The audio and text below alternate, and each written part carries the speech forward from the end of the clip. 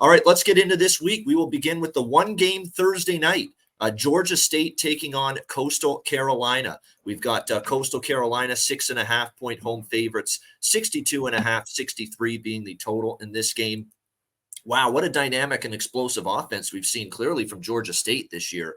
Hung 42 against Rhode Island, 35 against UConn, 41 against Charlotte. Darren Granger, man, this dual threat quarterback, he's racking up some numbers, running with the ball. And I think his passing has actually gotten a little bit better. That was always the issue with him last year and previously, was could he throw the football consistently enough? He certainly did last week, only at 6 incomplete passes hitting the ground last week against Charlotte. 27 of 33, 466 through the air, 3 touchdowns, no interceptions. I think his development as a passer has really made now this Georgia State offense very difficult to stop, because they always could run the football well. We know he's an athletic dual threat at the quarterback position, but now that he's really improving his accuracy, his efficiency, his completion percentages are better this year.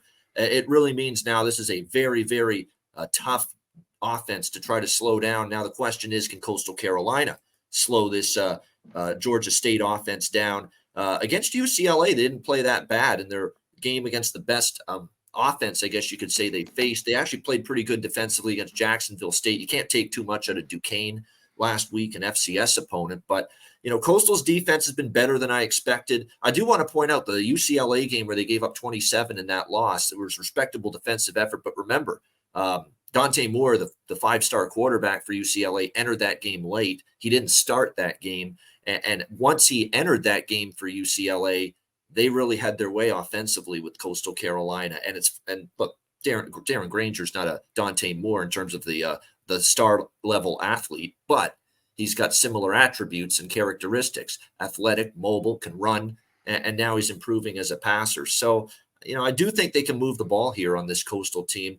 Look, Tim Beck, I didn't love the hire. I was worried that this offense, he was going to undo all the great work Jamie Chadwell did, but so far so good. And certainly last week or 2 weeks ago against Jacksonville State, they had a good offensive game. They did struggle a bit against UCLA, but 3-0 against the spread, by the way, for Coastal Carolina so far this season. We might have a live home dog here. The one thing about Georgia State that I still concern myself with is their defense, a defense that did give up 35 points to Rhode Island, 25 points to I wouldn't say a phenomenal Charlotte offense last week. The one team they really did shut down was UConn, but if you're watching UConn football the last few weeks, their offense has been just awful for the Huskies. So I think this is going to be a big test for Georgia State, on the defensive side of the football. I clearly get it, why the total's where it is, and why the over's seen some money here early in the week with this one, 62.5, 63. Coastal a 6.5, 7-point home favorite in this game, but I am leaning Georgia State. I mean, I like what I've seen from this offense. They're getting pretty much a full touchdown just about.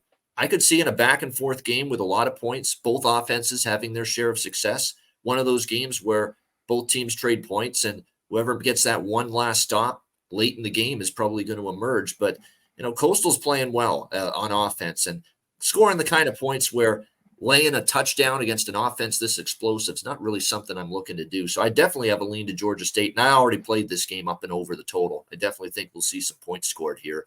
What do you think, Connor? Thursday night, Georgia State, Coastal Carolina. Yeah, on the total, let's just hit it. And you mentioned it's already moved. I mean, I think it was low as 61.5, 62. I think it'll move a little bit more because both these teams are just over all the trends, their last games. You go through everything that I was going through last night. Lots of points between these two and over. And I think early 60s, you're okay. Some of these totals I like to wait a little bit through the week just to see how things go. But I definitely think there'll be points. I like Georgia State here. I just think 7's too many points. This team going back to last year, Babano, I like to see they cover, they can score, and they can go on the road and cover. That's what I like to see out of a team like this. And you mentioned Danny Granger starting to throw the ball around. And I think the wins, I know UConn, like you mentioned, can't score very much. But, I just thought it was a solid beatdown.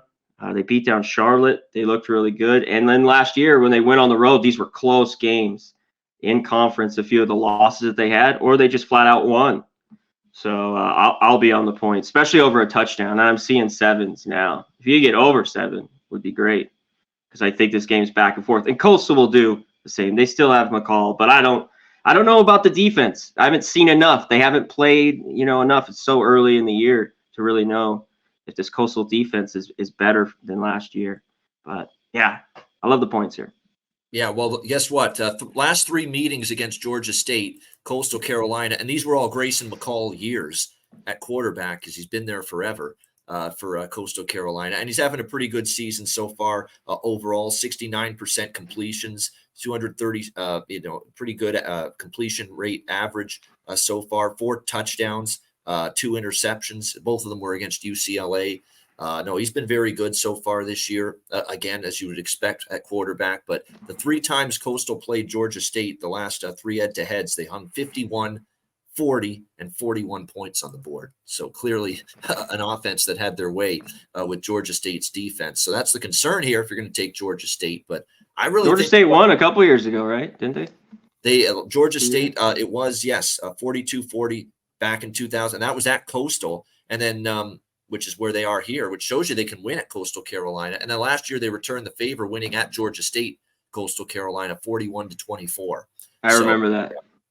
And it was just they could not stop Coastal. So definitely the overs in play here, in my opinion. And like I say, the road team has actually won and covered the last 2 meetings head-to-head. So, yeah, and this is a dangerous offense. Like I say, I think of all the things, Darren Granger's improvement in the passing game, we know he's a great runner, but improving that much like he has in the passing game is taking this Georgia State offense to another level.